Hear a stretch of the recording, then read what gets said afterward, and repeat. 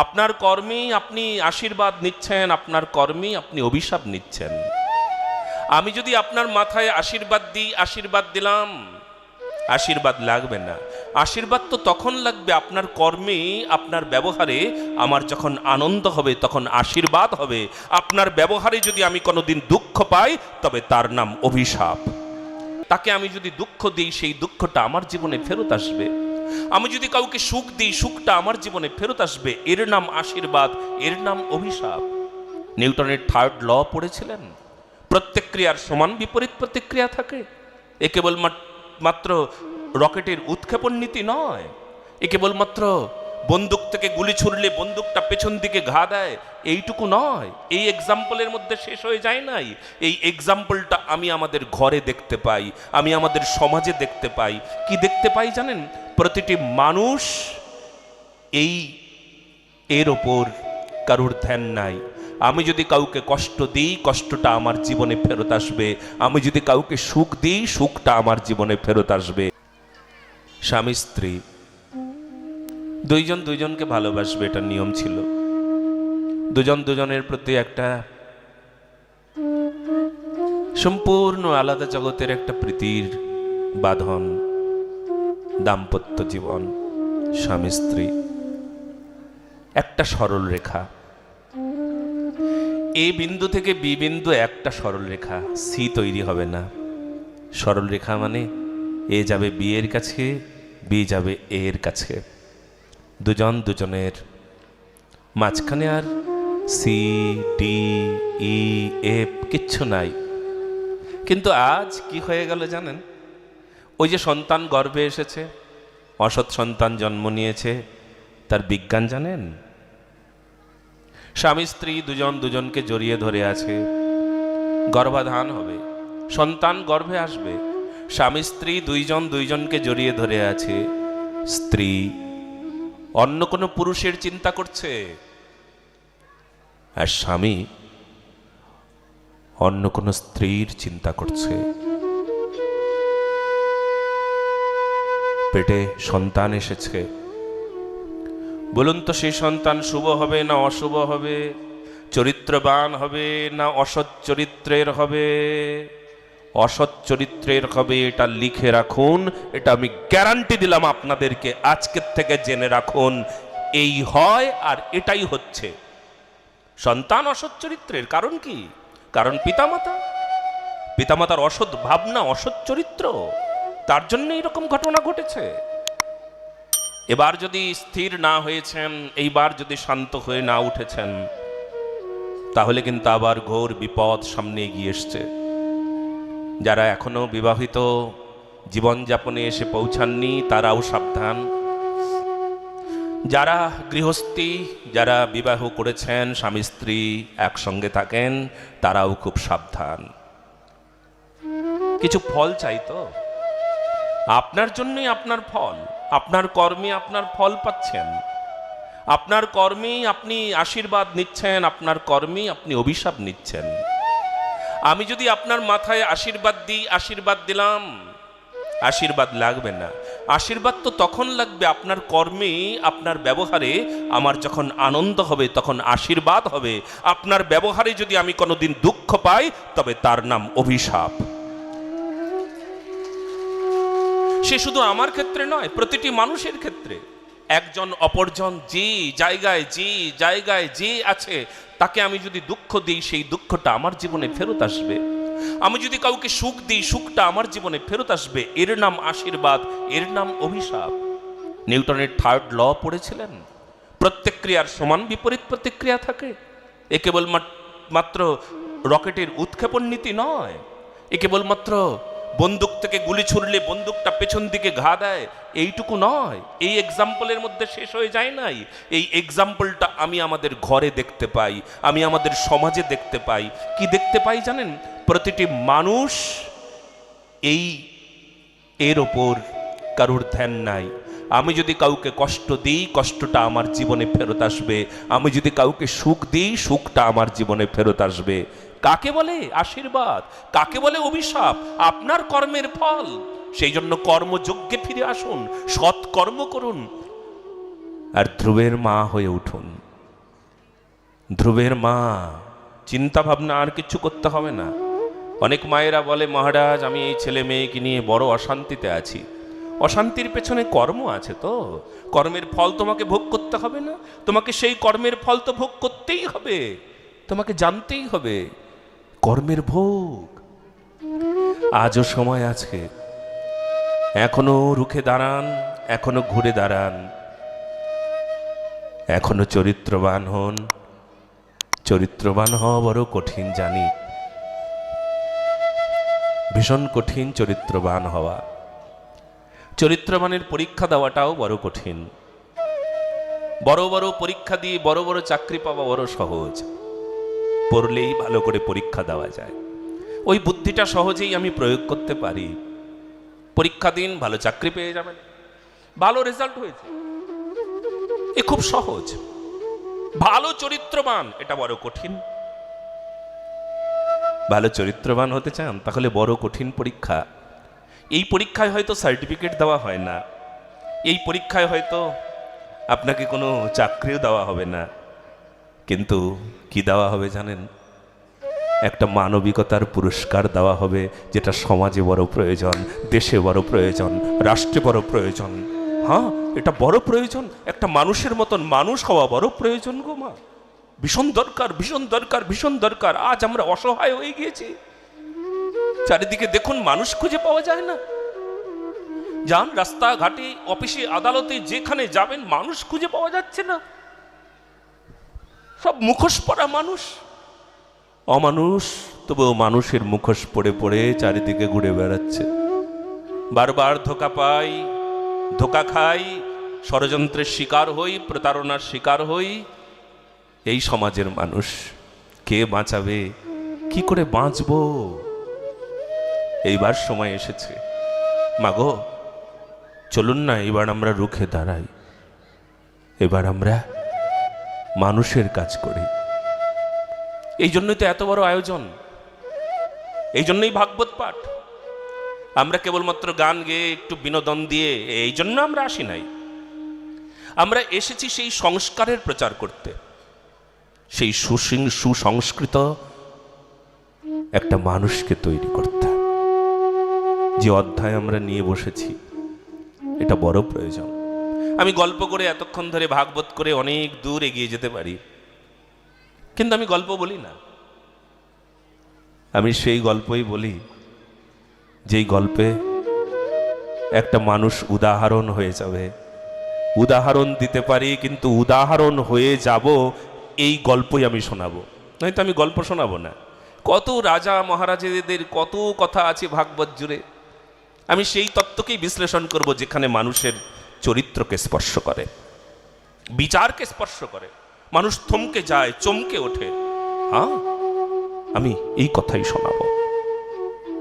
বলো না গো রাধে রাধে। রাজা উত্তানপাদ। উত্তানপাদ মানে, উত্তান মানে মনুষ্য।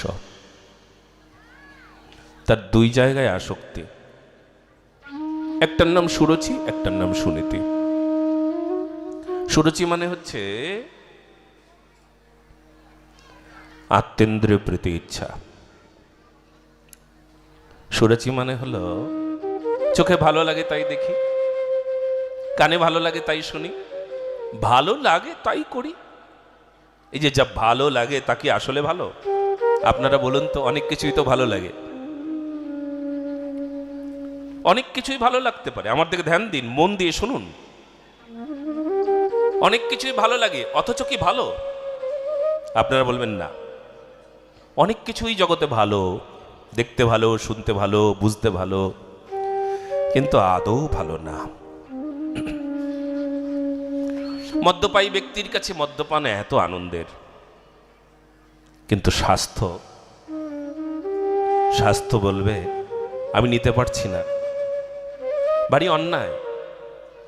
এটা তোমার কাছে ভালো লাগলেও আসলে এটা ঠিক উচিত হচ্ছে না, অনুচিত।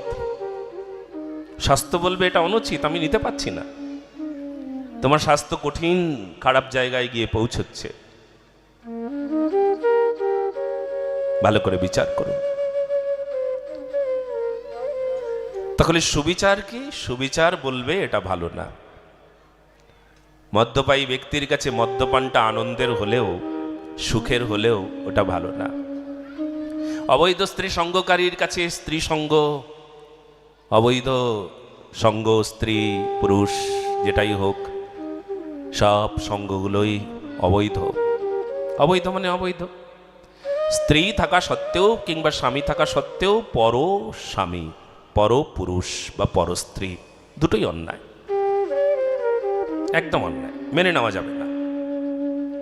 কিন্তু ভালো লাগে, এত মজা, এত মজা, এত মজা। যিনি স্ত্রী সঙ্গকারী, অবৈধ স্ত্রীর সঙ্গী, তাকে জিজ্ঞেস করলে সে যদি মনের কথা বলে দেয়, সে বলবে এত মজা, এত মজা। কিন্তু তার জানাই নাই সেই মজাটা মজা হলেও তার সাজা কিন্তু বড় ভয়ঙ্কর। বলো না গো রাধে রাধে। চুরি করেছে, ধরা পড়ে নাই, ধরা পড়ার আগ পর্যন্ত সেই চোরের মজা কত জানো, কিন্তু জানা নাই তারপর সাজা সামনে। ওটা পাপ কর্ম। পাপ কর্ম করবার সময় সেই ব্যক্তি বুঝতেই পারে না, পাপে এমন বিভোর হয়ে যায়। মদ্যপায়ী ব্যক্তির মতনই বা নেশাগ্রস্ত ব্যক্তির মতনই পাপী, পাপ কর্মে নেশাগ্রস্তের মতন কাজ করে। নেশাগ্রস্ত ব্যক্তি যেমন নেশা কিছুতেই ছাড়তে পারে না, পাপ কর্মী, পাপ যিনি করছেন, পাপাচারী ব্যক্তি, তিনি পাপকর্ম ওই নেশার মতন করে যায়। তার খুব ভালো লাগে, ছাড়তে পারে না, মজা লাগে, সুখের অনুভব হয়। এটা বিড়ম্বনা, এটা সমস্যা। এরকম যদি হতো, পাপ কর্ম করলে জ্বলন হতো, কষ্ট হতো, সমস্যা হতো, সঙ্গে সঙ্গে সেই সমস্যাগুলো হলে ব্যক্তি আর পাপ কর্ম করতো না। কিন্তু তখন তো আনন্দের অনুভব হয়, এই জন্য ব্যক্তি সেই পাপ কর্মে লিপ্ত হয়ে যায়। পাপে আনন্দ আছে, যদি আনন্দ নাই থাকতো লোকে পাপ করতো না। প্রতারণা করছে, চুরি করছে, অমুক করছে, তমুক করছে, বিভিন্ন পাপ কর্মে লিপ্ত ব্যক্তি। কিন্তু এই যে পাপে তার মন বসেছে, অন্যায় তার মন বসেছে, এটা ভালো কথা কিন্তু আসলে না, একদম ভালো নয়। কিন্তু ভালো লাগে কি না? আপনার ছেলেটা, আপনার মেয়েটা খুব গেম খেলছে, মোবাইলে গেম খেলে, ভীষণ খারাপ, ভীষণ ক্ষতিকর। এত ক্ষতিকর আর অন্য কোনো কিছুতে নাই। যদি এক বোতল মদও দিয়ে দেন না, সেই মদ্যপান করলে মনে হয় এত নেশা হয় না। মদের নেশা কিছুক্ষণ পর চলে গেলেও মোবাইলের নেশা কিছুক্ষণ পর যায় না। এই মোবাইল ছাড়ো, এইদিকে ধ্যান দাও, অনেকক্ষণ ধরে দেখছি কিন্তু।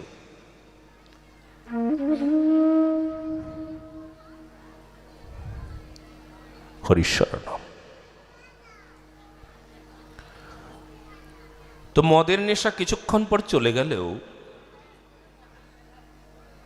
মোবাইলের নেশা কিছুক্ষণ পর যায় না। আপনার ছেলের কাছ থেকে মোবাইলটা টেনে হিচড়ে নিয়ে নিলেও তার যে ওই নেশা, সেই নেশায় যে সে তখন কি করতে থাকবে আপনারা ভালো করে জানেন।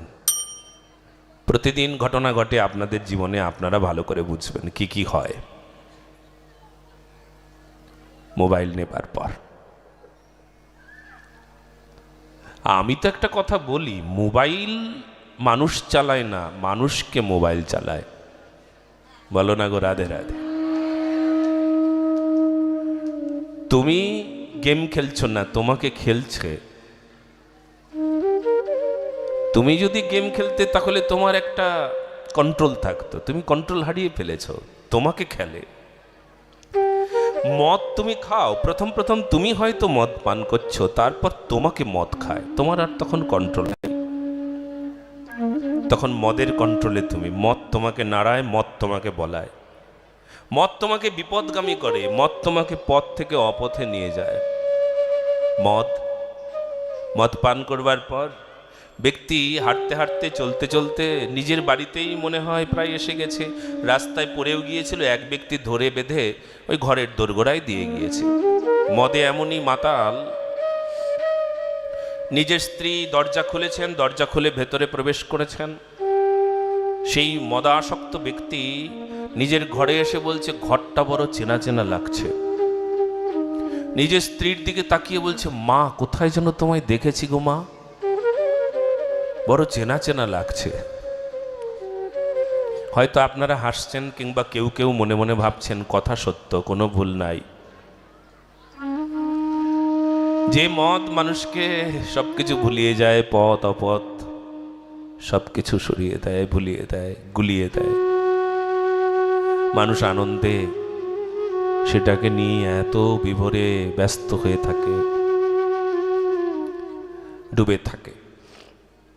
পাপের আনন্দটা ঠিক এই মদ্যপানের মতন আনন্দ, ডুবে থাকে, ডুবে যায়। এই জন্য মাগো, আজকের থেকে শুধরে তো যেতে হবে,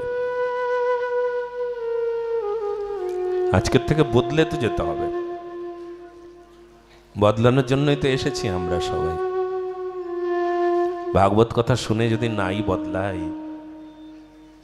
তাহলে তো আমি ভাগবত কথা বন্ধ করে দেবো। বলো না গো রাধে রাধে, আমি বলবোই না, কথা শেষ।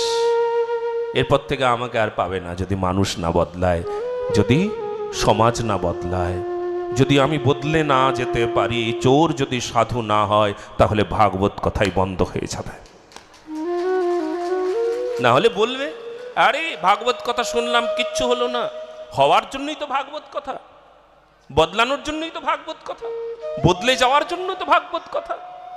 কিচ্ছু হলো না, ভাগবত কথা শুনলাম, এই 10 বছর ধরে ভাগবত হয়, কি হলো, লাভ কি হয়েছে? আগে আমরা মোটামুটি 14 লাখের মতন খরচা করতাম, এখন 20 লাখ খরচা করি।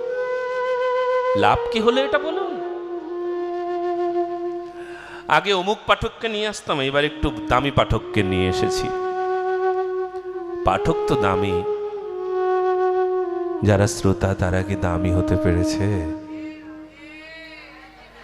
নাকি কম দামি রয়ে গেল? তাদের কত দাম হলো? বড় বড় দামি পাঠককে নিয়ে এসেছো, শ্রোতারা দামি হয়েছে তো না, একেবারে কম দামি রয়ে গেল? আরে শ্রোতার জন্য ভাগবত পাঠ, পাঠকের জন্য ভাগবত পাঠ নয়। কার জন্য পাঠ গো? এই আপামর জনসাধারণ যারা ইউটিউব চ্যানেল থেকে দেখছেন তাদের জন্য। তারা শুনছেন, দেখছেন, বুঝছেন, অনুভব করছেন, হৃদয়ে নিচ্ছেন। আর যারা শুনছেন আপামর জনসাধারণ, সবার জন্য, সবাই শুনছেন। মানুষকে বদলানোর জন্য ভাগবতী কথা বাবা, পাঠক বদলানোর জন্য নয়। দামি পাঠক নিয়ে এসেছি এবার। মানুষ বদলাও, অমানুষগুলো বদলে যাক, মানুষ হোক, এই জন্য ভাগবত কথা। তো রাজা উত্তানপাদ মানে হচ্ছেন জীব, আর জীবের 2 জায়গায় আসক্তি, একটা হলো সুরুচি, একটা হলো সুনীতি। সুরুচি হলো আত্মেন্দ্রিয় প্রীতি ইচ্ছা। আত্মেন্দ্রিয় প্রীতি ইচ্ছা তারে বলি কাম, কৃষ্ণেন্দ্রিয় প্রীতি ইচ্ছা ধরে প্রেম নাম। আত্মেন্দ্রিয় প্রীতিকে বলা হয় কাম, আর কৃষ্ণেন্দ্রিয় প্রীতি হচ্ছেন প্রেম। আত্মেন্দ্রিয় প্রীতি মানে ওই যে বললাম, যা ইচ্ছা আমার তাই করি, ভালো লাগে তাই করি, ভালো লাগে তাই খাই। অনেক কিছুই ভালো লাগে তাই বলে খাওয়া ঠিক, অনেক কিছুই ভালো লাগে তাই বলে পান করব, অনেক কিছুই ভালো লাগে। কি ভালো লাগে না? তোমার ছেলে মেয়ের কোনটা ভালো লাগে? রাস্তায় ওই দেখো, ওই ফাস্টফুডের দোকান থেকে ওই খাবারগুলো খেতে কি নাই ভালো লাগে, ভেতরে একদম পচে গলে যাবে কিছুদিন পর, আমি তো গ্যারান্টি দেবো, সব শেষ হয়ে যাবে। ফাস্টফুডের খাবারগুলো যা কিনা ওই ময়দা থেকে তৈরি করে। মাগো তোমরা ময়দা খাওয়াটা ছেড়ে দাও, ভীষণ ক্ষতি, ভীষণ ক্ষতি। কোলেস্ট্রলের সীমা এত বাড়িয়ে দেবে, এত ক্ষতি হবে, এছাড়া আরো অনেক ক্ষতি। ভীষণ ক্ষতি। তোমার স্টোমাকটা ভরে থাকবে, ভরে থাকবার পর নানা প্রকার সমস্যা তৈরি হবে, হজম শক্তি কমতে শুরু করবে, ব্যাধি বাড়তে শুরু করবে। ফাস্টফুড খাওয়া ছেড়ে দাও খুব তাড়াতাড়ি, নয়তো মরার জন্য তৈরি হও। ভালো লাগে মুখে তাই খাই, আরে ভালো লাগলেই কি ভালো জিনিস নাকি খাওয়া যায়? তাই খাচ্ছে লোকে, ভালো ভালো ভালো বলে, মন্দকে ভালো বলে গ্রাসে গ্রাসে খাচ্ছে মানুষ। এবার ভালোতে আসো দেখি বাবা, মন্দকে ভালো বলা মানুষগুলো তো আসলে ভালো নয়, ভালোতে আসো। চিনি খাওয়া ছেড়ে দাও তোমরা, সাদা চিনি যেটা সেটা একেবারে খাবে না। সাদা চিনি খাও তোমরা, যারা যারা খাও হাত তোলো। চায়ে চিনি, দুধে চিনি, তরকারিতে চিনি, ডালে চিনি, হ্যাঁ সবজিতে চিনি, চারিদিকে চিনি আর চিনি, সাদা সাদা চিনি। কি জানো এইসব বিষ, বিষ বিষ বিষ, প্রচন্ড ক্ষতিকারক। ইন্দোনেশিয়ার কয়েকজন বিজ্ঞানী, আরও কয়েকজন বিজ্ঞানী তারা বিষয়টা নিয়ে চর্চা করেছেন। কেউ যদি এই সাদা চিনি খাওয়া ছেড়ে দেয় তবে তার শরীরে ক্যান্সারের জীবাণু সারা জীবনের জন্য প্রবেশ করবে না। ব্যাস, চিনি খাওয়া ছাড়ো। বলে ভগবানকে চিনি দেব না, পঞ্চামৃতের তো একটা অমৃত চিনি, দই, দুধ, ঘি, মধু আর চিনি, এই পাঁচটা জিনিসকে তো পঞ্চামৃত বলা হয়। ভগবানকে তো দিতে হবে পঞ্চামৃত, না ওই চিনি দেবে না, সাদা চিনি মোটেও দেবে না। লাল চিনিটা দাও। গুড় থেকে যে চিনি তৈরি হয়, স্বাভাবিকভাবে কম দামি যে কোম্পানিগুলো আছে, কিংবা কোম্পানিও বলবো না, যারা চিনি তৈরি করে গুড় থেকে সরাসরি, একটু লালচে টাইপের হয়, সাদা হয় না, সেগুলোকে তোমরা ব্যবহার করতে পারো। কিন্তু সাদা চিনি একেবারে চলবে না। সাদা চিনি মানে তোমার শরীরের নানা প্রকার জীবাণু, তোমার শরীরে নানা প্রকার ক্ষতিকারক বিষয় ভেতরে প্রবেশ করছে। সাদা চিনি ছাড়ো। আবার দেখি কারা কারা সাদা চিনি খাও, হাত তোলো। অনেকে হাত তুললো না ভয়ে, বলে যদি বলি সাদা চিনি খাই তাহলে যদি সত্যি সত্যি রোগ আসে। খাবে না, ভালো লাগে তাই খাই, মুঠো মুঠো খাই। আচ্ছা তোমাদের একটা কথা বলি, কথাগুলো না বললেও হতো কিন্তু বলতে যেন ইচ্ছে করছে। এই যে সবজির মধ্যে চিনি দাও, আলুর একটা তরকারি করবে, সেই জন্য এই এতটা চিনি আলুর তরকারির মধ্যে দিয়ে দিলে, তো বোকামো করো কেন তোমরা এত? হ্যাঁ, কি দরকার আছে ওর মধ্যে চিনি দেওয়া? কি প্রয়োজন আছে? বলে না চিনি না গুড় দেই, যেদিন থেকে শুনছি চিনি খাওয়ান যায় না সেদিন থেকে গুড় দেই।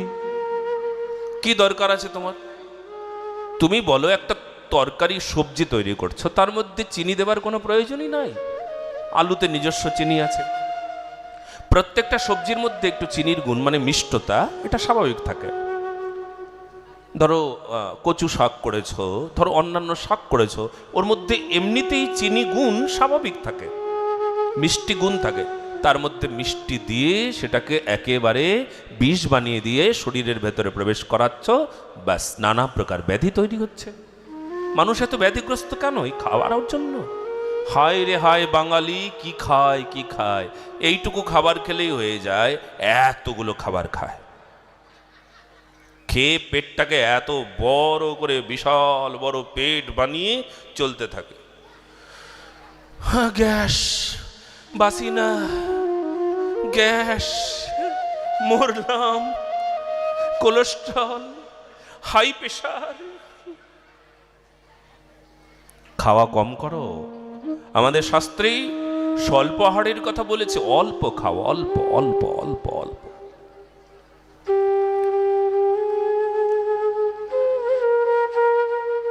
আমার সঙ্গে যে পুলিশরা থাকেন না, কেন্দ্রীয় পুলিশ, তারা এক একজন এক এক জায়গা থেকে এসেছেন।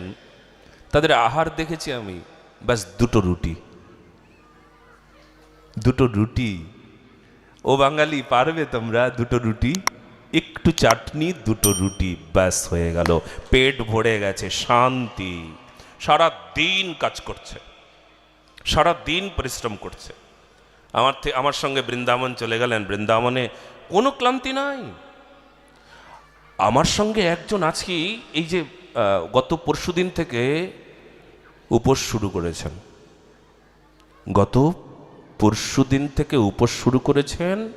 নবরাত্রির 9 দিন উনি ফল আহার করে থাকেন, তাও সীমিত, অল্প।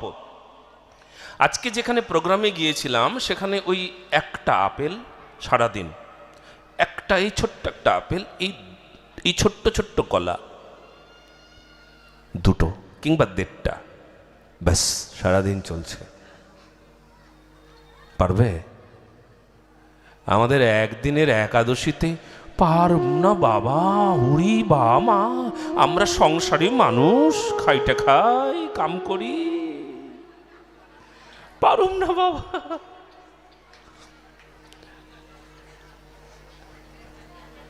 বেশি আহারে ব্যাধি হয়। এ ব্যাধি দূর করবার জন্য এখন থেকে একটু সাবধানে থাকো, সুবিচার করে চলো বাবা, একটু ভালো করে চলো। আহার সীমিত হোক, অল্প হোক, বেশি খাবে না। বেশি খেলেই একদম বেশি ব্যাধি হবে। যত আহার তত পীড়া, অধিক আহারে পীড়া হয়। এ বাচ্চাগুলোকে শান্ত করো তো, ঠান্ডা করো তো, পরিবেশটা একটু শান্ত করো, শান্ত করো। তাহলে আত্মেন্দ্রিয় প্রীতি ইচ্ছা তারে বলে কাম, কৃষ্ণেন্দ্রিয় প্রীতি ইচ্ছা ধরে প্রেম নাম। আত্মেন্দ্রিয় প্রীতি ইচ্ছা তারে কাম বলি কাম। আমার নিজের ইচ্ছা যখন তখন তাকে কাম বলি। প্রেম কাকে বলে? যখন দীক্ষা নিলে, গুরুদেবের চরণে শরণাগত হলে, গুরুদেব আজ থেকে তোমার ইচ্ছাই আমার ইচ্ছা। আগে আমার ইচ্ছা যা ছিল তার নাম কাম ছিল, এখন হে গুরুদেব তোমার ইচ্ছা যা তার নাম হলো প্রেম। বলো না গো রাধে রাধে।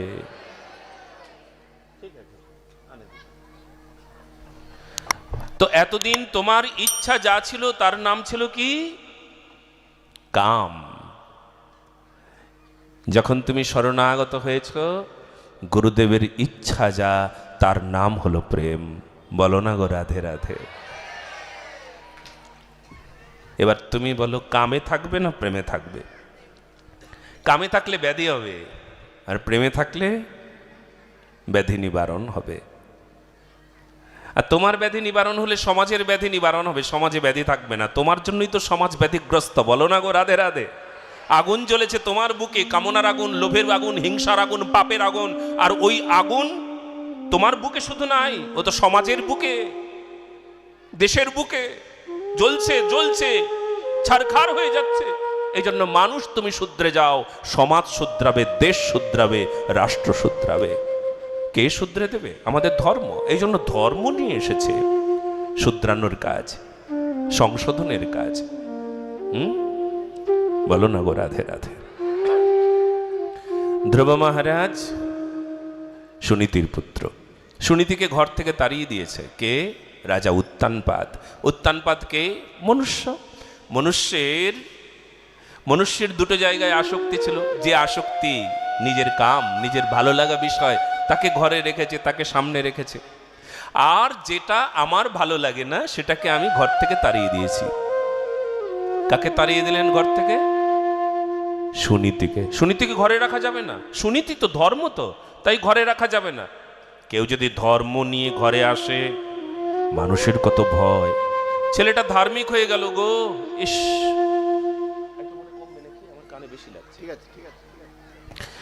ছেলেটা ধার্মিক হয়ে গেল গো, সর্বনাশ হয়ে যাবে। ধার্মিক হলে তো চলবে না। কি করে চলবে ধার্মিক হলে? শুনে নাও, আমরা সনাতন ধর্মের মানুষ এটা প্রচার করছি আজকে যে তোমার ছেলেটাকে আমি সন্ন্যাসী হতে বলবো না, কারণ সন্ন্যাসীর চাইতে বেশি প্রয়োজন এখন এই মুহূর্তে একজন গৃহস্থী। কাকে প্রয়োজন? একজন শুদ্ধ গৃহস্থী, যে সন্তান উৎপাদন করবে কমপক্ষে 3 থেকে 4টি, তারা আমাদের এই ধর্মকে রক্ষা করবে, আমাদের সনাতন জাতিকে রক্ষা করবে। কমপক্ষে 4টি, 3টা তো একদম বাধ্যতামূলক, 4টা হলে ভালো হয়। কমপক্ষে 4টি সন্তান চাই।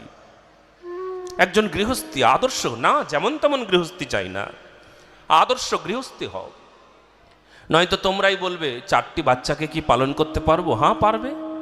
যদি তোমার নেশা না থাকে, যদি তোমার কর্মী তুমি যদি নিযুক্ত হও, সৎকর্ম করো, তাহলে 4টি সন্তান তুমি অনায়াসে প্রতিপালন করতে পারবে। আর যদি তুমি অসৎ হও, তাহলে একটা সন্তানও প্রতিপালন করতে পারবে না, মনে রেখো। আর সৎ হওয়ার জন্য ধর্মকে বোঝো, ধর্মকে জানার চেষ্টা করো। অনেকে বলবে একটা বাচ্চাই পারে না লোকে, আর 4টি ছেলে মেয়ে কি করে পালন করবে? করবে, সৎ হও, দরকার আছে। জাতি রক্ষার জন্য, ধর্ম রক্ষার জন্য প্রয়োজন 4টি সন্তান চাই। তারা গৃহস্থী হবে, কর্মঠা হবে, শক্তিশালী হবে, তাদেরকে বিবাহ দেওয়া হবে, বিবাহ দেওয়ার পর তারপর তাদের সন্তান হবে। আমাদের সনাতন ধর্মকে অগ্রগতির জন্য এটা বড় প্রয়োজন, প্রয়োজন, প্রয়োজন। খুব দরকার, খুব দরকার, খুব দরকার। এই জন্য আমার এই কথা শুনে অনেকেই, যার 2টো সন্তান ছিল, সে বলছে মহারাজজি আমি আরেকটা সন্তান নিয়েছি। বাহ, খুব মঙ্গল, আশীর্বাদ। যার একটা সন্তান ছিল সে বলছেন মহারাজ আরেকটা সন্তান নিয়েছি আপনার কথা শুনে, বলে বাহ, খুব আশীর্বাদ। যার 3টি আছে আর একটা, মানে আমার কথা শুনে বলছে আরেকটা আমি সন্তান নিয়েছি আপনার কথা শুনে, বাহ, আশীর্বাদ। বলো না গো রাধে রাধে। 1000 হয়ে যাবে, আর 3 আরো হবে। এমনভাবে এগিয়ে যেতে হবে। সনাতন ধর্মের বংশ বিস্তারটা এখন এই মুহূর্তে এমন একটা জায়গায় গিয়ে দাঁড়িয়েছে, ভীষণ কঠিন পরিস্থিতি। বর্তমানে আমরা একটা সমস্যায় পড়েছি মা। সেই সমস্যা এটাই যে আমরা অসাধু ডাক্তারের দ্বারা প্রতারিত, লোভী ডাক্তারের দ্বারা প্রতারিত। নিয়মটা বলে না, তোমার গর্ভে সন্তান যদি সুস্থ সুন্দর থাকে তবে তোমার পেটটা কাটার প্রয়োজন নাই, কিন্তু এটা ডাক্তার বলে না। ডাক্তার পেট কাটবে আর বেশি করে পয়সা নেবে, এটা ডাক্তারের অর্থ ইনকামের ব্যবস্থা।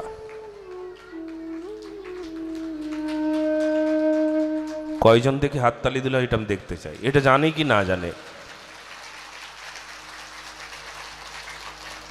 বিশ্বাস করো। আচ্ছা, 2টো বাচ্চা হলো পেট কেটে সিজারে, ডাক্তার বলবে 3টে নেওয়া যাবে না। নেওয়া যাবে 3টে? আর 2টো তো হয়েই গেছে, একটাই ভালো। এইখানে বসে থাকা ওই 60, 70, 50, 55 ওই মায়েদের জিজ্ঞেস করুন তাদের কয়টা সন্তান ছিল। তাদের কোনো সন্তান পেট কেটে হয়েছে কিনা জিজ্ঞেস করুন, হয় নাই। বিজ্ঞান গবেষণাকৃত এই কথাটি যে যত সিজার মাধ্যমে সন্তান হচ্ছে তত সন্তানের মৃত্যুর হার, মায়ের মৃত্যুর হার বাড়ছে। নিঃসন্দেহে আমি একটা গবেষণামূলক কথা বললাম, যা সত্য। এবার যদি স্বাভাবিকভাবে সন্তান হয় তবে সেই মা সুস্থ থাকবে, সন্তান সুস্থ থাকবে, মায়ের মাতৃত্বটাও ভালো থাকবে। বিশ্বাস করো, মায়ের মাতৃত্ব কমে গিয়েছে কেন? পেট কেটে বের করে দিলে মায়ের মাতৃত্ব কমেই যাবে। যন্ত্রণার অনুভব না হলে মাতৃত্ব থাকে বুঝি? কত যন্ত্রণা জানো? এ সন্তান প্রসব করবার যন্ত্রণা, 100টা কালকে উঠে দংশন করলেও এত যন্ত্রণা হয় না। সেই যন্ত্রণা সহ্য করে একজন মা একটা সন্তানকে জন্ম দেয়। এটা ওই পাশে যে ওই মাটা বসে আছে তাকে জিজ্ঞেস করো, সে জানে।